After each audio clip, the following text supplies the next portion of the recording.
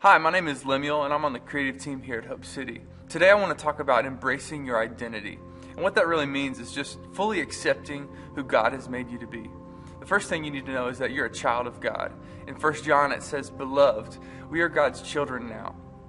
So you need to know how loved you are. You're loved unconditionally. Jesus died for you. That's how much He loves you.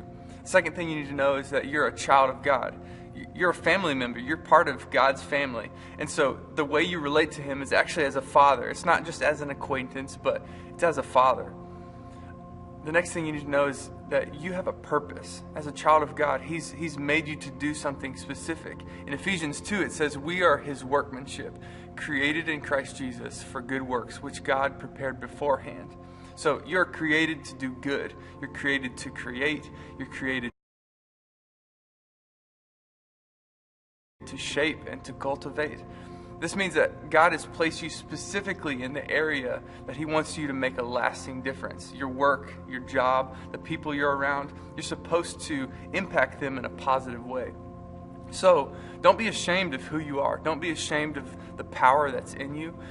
In Romans it says, "For I am not ashamed of the gospel. It is the power of God for salvation to everyone who believes."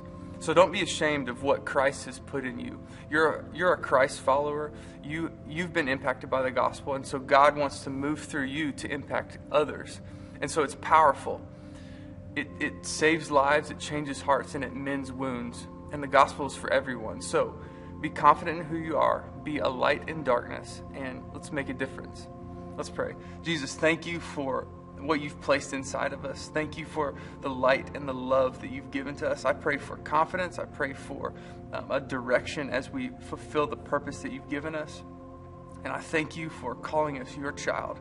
We love you. Amen.